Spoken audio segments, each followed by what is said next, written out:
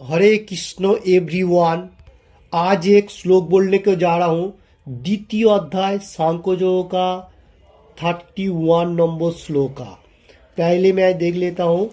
श्रीमद् भगवद गीता যথাযথ কৃষ্ণ কৃপা শ্রীমূর্তিশীল অভয় চরণাবিন্দ ভক্তি বেদান্ত সাই পৌপাদ প্রতিষ্ঠাতা आचार्य आंतर्जातिक कृष्ण भावनामृत संघ इस्कॉन।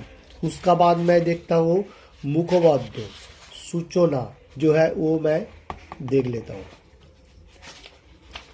मुखबद्ध ओम अज्ञानतिमिरान्धस्य ज्ञानाञ्जनशलाकया चक्षुरुन्मीलितं येन तस्मै श्रीगुरुवे नमः।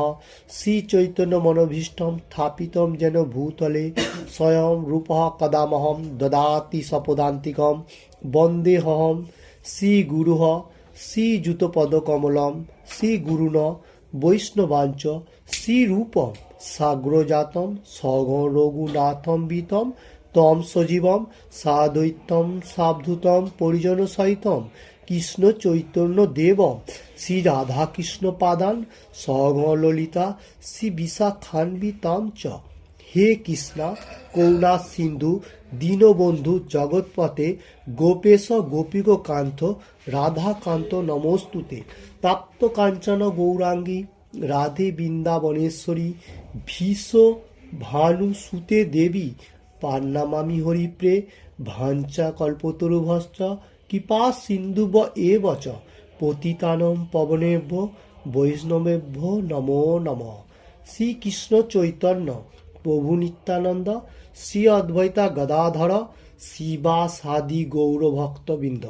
हरे कृष्ण कृष्ण कृष्ण हरे हरे हरे राम राम राम हरे हरे हरे कृष्ण कृष्ण कृष्ण हरे हरे हरे राम राम राम हरे हरे हरे कृष्ण कृष्ण कृष्ण हरे हरे हरे राम राम राम हरे हरे।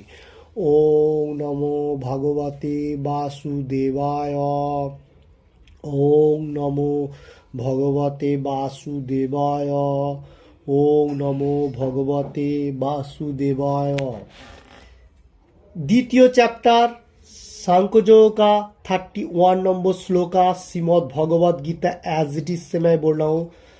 स्वधर्मोपि चावेक्को न विकम्पितु महसि धर्माद्धि युद्धाश्रेयो हन्नत क्षत्रियस्य न विद्यते। मैं फिर से बोलता हूँ। द्वितीय अध्याय सांख्य योग का 31 नंबर श्लोका से स्वधर्मोपि चावेक्को न विकम्पितु महसि धर्माद्धि युद्धाश्रेयो हन्नत क्षत्रियस्य न विद्यते। फिर से दोहराते हुए द्वितीय अध्याय सांख्य योग का 31 नंबर श्लोका में बोलता हूँ। स्वधर्मोपि चावेक्को न विकम्पितु महसि धर्माद्धि युद्धाश्रेयो हन्नत क्षत्रियस्य न विद्यते। ओके, उसका बाद मैं बांग्ला में वर्ड बाय वर्ड बोलता हूँ। स्वधर्ममम स्वधर्म ओपि च आरो आवेक्ष विवेचना करे न ना विकम्पितुम দ্বিধা করতে অহসি উচিত ধর্মাৎ ধর্মের জন্য হি অবশ্যই যুদ্ধাৎ যুদ্ধ অপেক্ষা স্নেহ স্নেহঙ্কর কর্ম অন্যত অন্য কিছু ক্ষত্রিয়স্য ক্ষত্রিয়ের ন না विद्यते হয়। ओके, वर्ड बाय वर्ड हुआ बांग्ला में।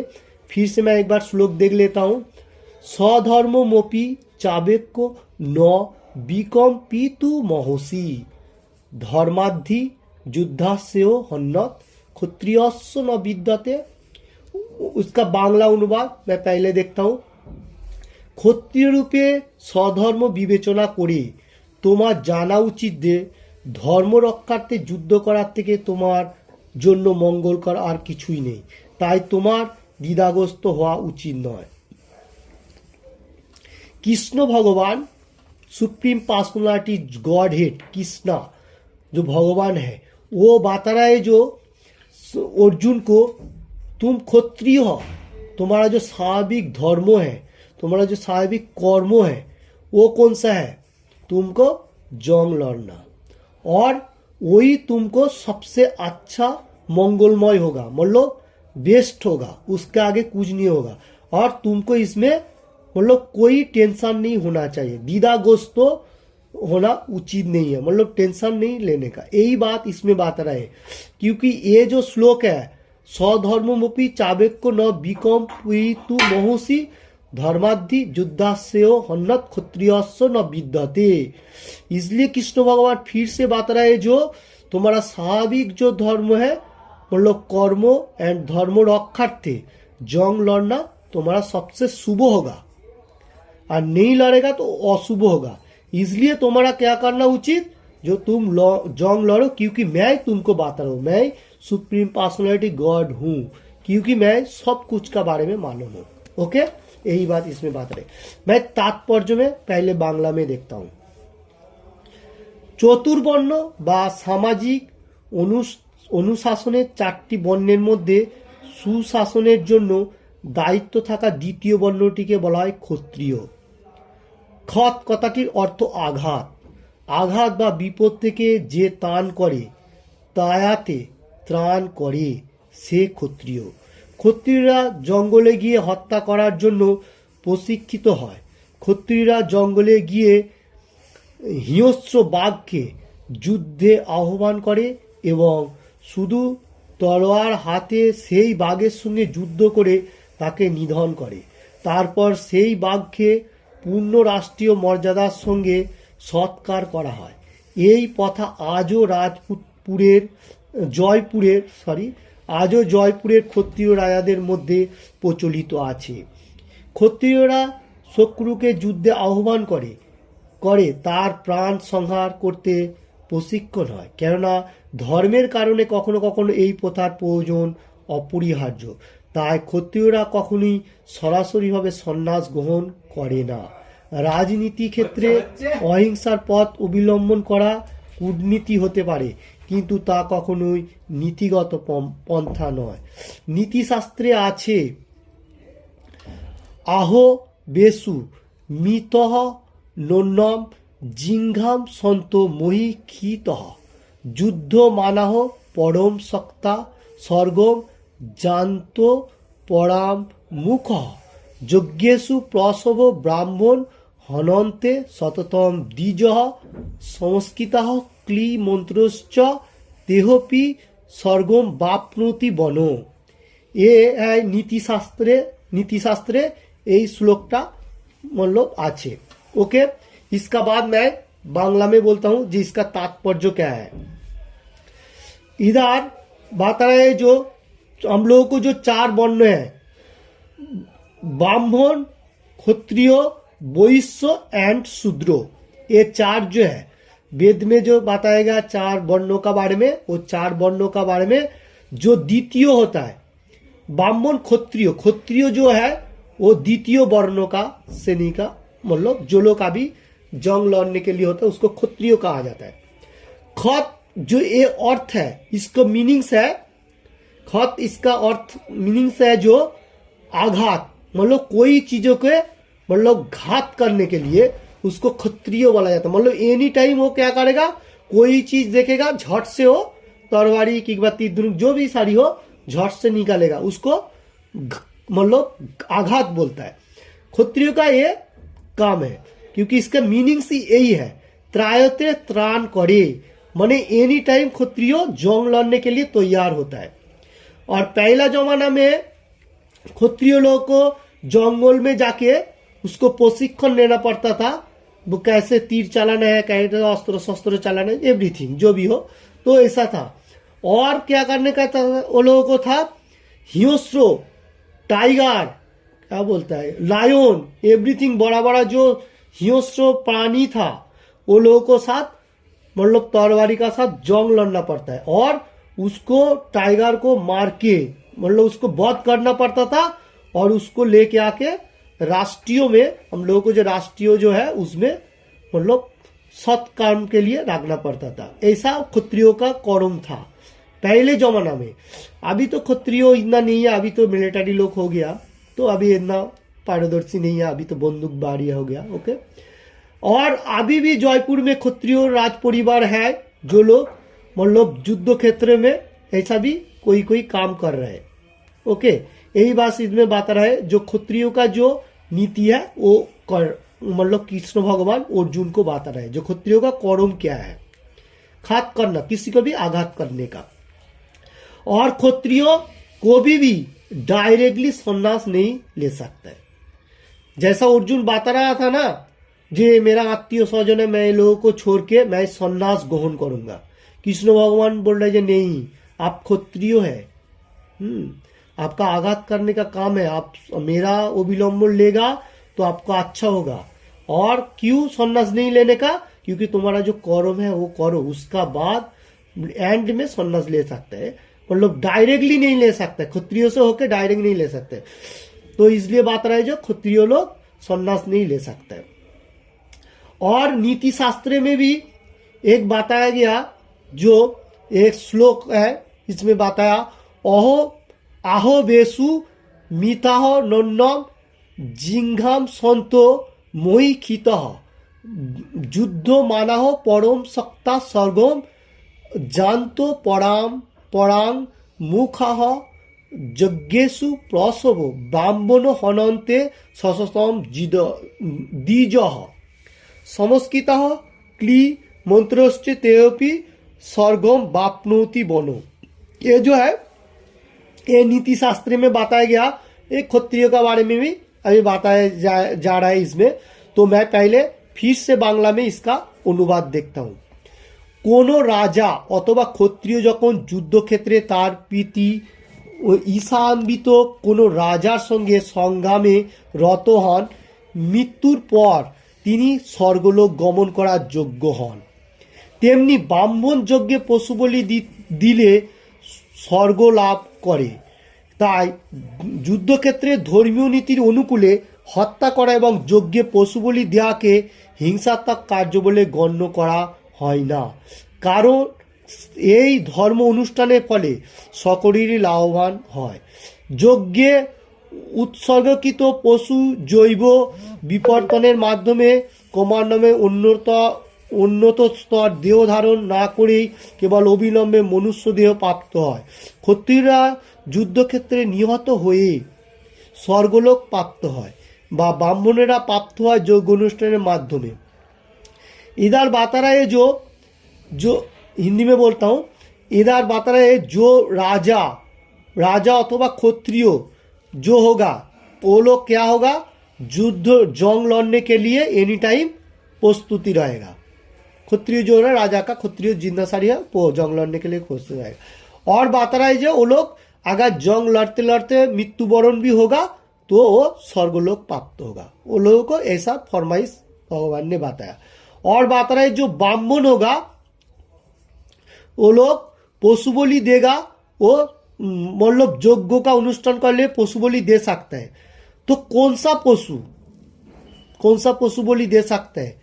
जो पशु अक्षम हो जाता है, जिसको चलने फिरने को नहीं होता है।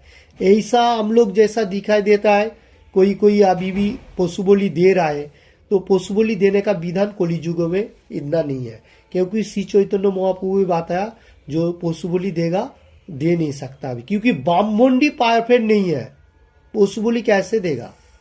ओके, तो इसलिए हम लोग को समझना चाहिए जो पशु बलि कौन सा पशु को बलि दे सकते हैं। जो लोग अक्षम हो गया, जाने को नहीं होता है, बीमार है, कोई ब्राह्मण आगे उसको देखा तो वो यज्ञ में बलि में दे सकते हैं। अभी ब्राह्मण ही परफेक्ट नहीं है, 4 नियम पालन नहीं कर रहे, फिर और 4 नियम पालन नहीं कर रहा है, गीता पाठ, गीता भागवत पाठ मतलब किसी को नहीं सिखा रहे, तो कैसा ब्राह्मण पशु बलि देगा ये युग में। तो इसलिए अभी का युग में जो अभी जो चल रहा है कोली युग में किधर भी पशु बलि देने का अलाउड नहीं होगा, क्योंकि वो हिंसात्मक हो जाएगा। पहले दिन में पशु बलि देने का था, क्योंकि उस टाइम मतलब आदमी लोग सोचता था जो पशु बलि देने का क्या क्या मकसद है, अभी क्या पशु बलि देने का इतना ये नहीं है। ओके, तो इसलिए पुरोहित लोग अभी पशु बलि देना और पूजा पाठ जितना भी हो सब बंद करने चालू कर दिया, क्योंकि श्री चैतन्य महाप्रभु भी बताया जो अभी ये युगों में जो है और नाम संकीर्तन योग्य और हम लोगों को मन सरल लगना चाहिए। इसलिए ये श्लोक बहुत इंपॉर्टेंट है, क्योंकि कोई कोई आदमी सोच रहा है जो ब्राह्मण लोग पशु बलि देने का नियम वेद में है, मैं नहीं बोल रहा हूँ, है मतलब हम लोगों को समझना चाहिए। जो अभी जो कलियुग चल रहा है इसमें हम लोग को हिंसा तक नहीं होना चाहिए, एक ही ऊपर का ऊपर हिंसा एकदम माना। क्या श्री चैतन्य महाप्रभु ने बोला जो हम लोगों को क्या करना चाहिए, तीन आदुपी सुनिए, नरम होना चाहिए और भगवान का जो मुख निश्चित वाणी वो प्रचार करना चाहिए, आचार एंड प्रचार।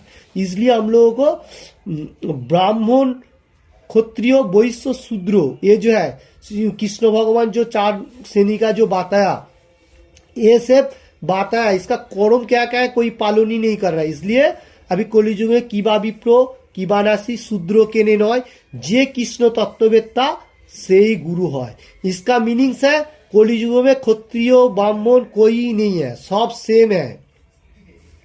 हम लोग सब भगवान का दास हूँ, सर्वेंट हूँ, सेवक हूँ, तो हम लोगों को पशु बलि देने का किसी का भी कोई अधिकार नहीं है कलियुग में। ओके, तो पशु बलि नहीं देगा तो सबसे अच्छा होगा, मैं यही बात बता रहा हूँ मेरा साहब का, क्योंकि वेद में बताया गया तो हम लोगों को समझना चाहिए क्यों नहीं देने का।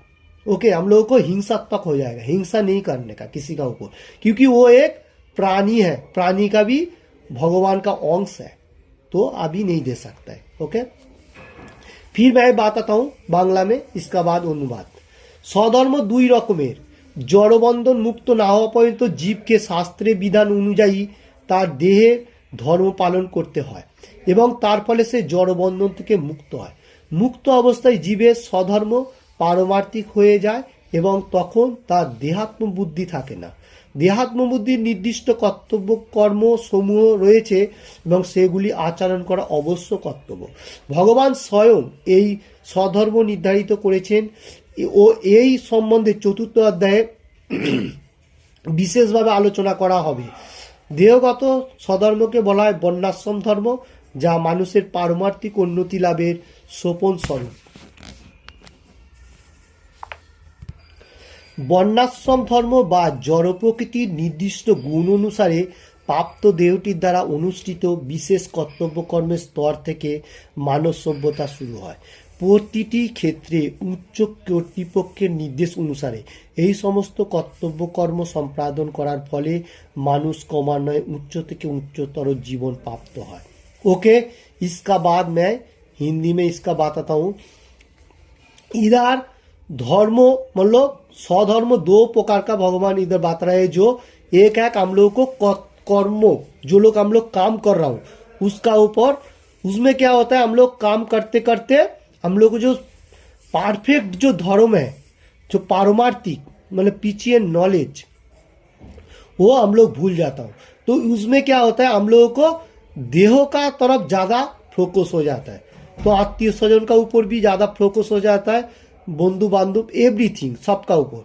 इसलिए भगवान स्वयं निर्धारित किया, जो चतुर्थ अध्याय में भी बताया, जो स्वधर्म है जो है वो वर्णाश्रम धर्म, परफेक्ट जो धर्म है वो वर्णाश्रम धर्म, उसमें से मानुष पारमार्थिक मतलब भगवान का जो नॉलेज, भगवान के बारे में ज्ञान, वो उन्नति तरफ हम लोग जा सकते हैं।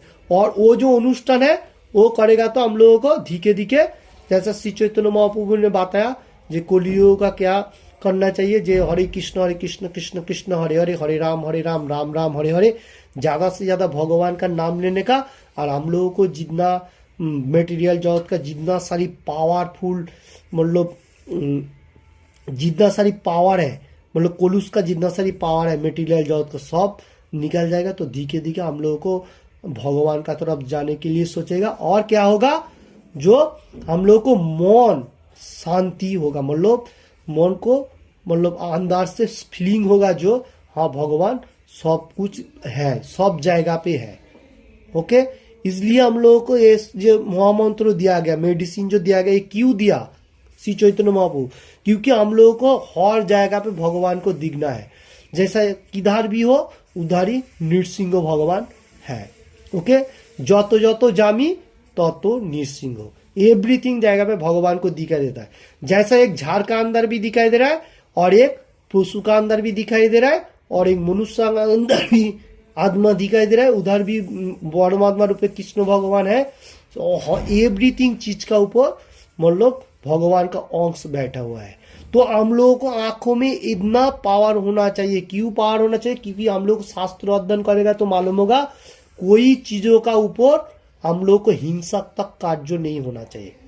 पशु बोली तो अभी सेटलली बंद है एवरीथिंग जाएगा में, क्योंकि और यज्ञों का वेदी में पशु बलि देने का कोई अलाउड नहीं है, क्योंकि अभी ब्राह्मण ही परफेक्ट नहीं है। तो ब्राह्मण परफेक्ट होगा भी फिर भी हम लोगों को पशु बलि देगा तो हम लोगों को हिंसात्मक हो जाएगा, क्योंकि वो भगवान का अंश है। पशु भी भगवान को बुला पुकार रहा है, कितना उसको कष्ट होता है जो जिस टाइम उसको बलि देगा। तो हम लोग को ऐसा नहीं करना है, उसका जितना टाइमिंग है वो रहेगा, उसका बाद वो खुद भगवान का पास जाएगा। ओके, तो ये श्लोक जो है, ये श्लोक बहुत इंपॉर्टेंट है, क्योंकि भगवान इधर बात रहे जो स्वधर्मोपि चावेगो न विकम पीतु महुषी धर्माधि युद्धस्य हन्न क्षत्रियस्य न विद्यते। माने क्षत्रियों का जो कर्म है परफेक्ट वो कौन सा होना चाहिए, और ब्राह्मण और पशु बलि अभी बंद करना चाहिए। यही है इस श्लोक में ज्यादा से ज्यादा, क्योंकि कभी टाइम पे मतलब वेद में दिया गया था, अभी कलियुग में एकदम सटल बंद। क्योंकि श्री चैतन्य महाप्रभु तो कलियुग का अवतार है, अवतार का सारा। उसने क्या बताया? जो हिंसा नहीं होना चाहिए, तीनादु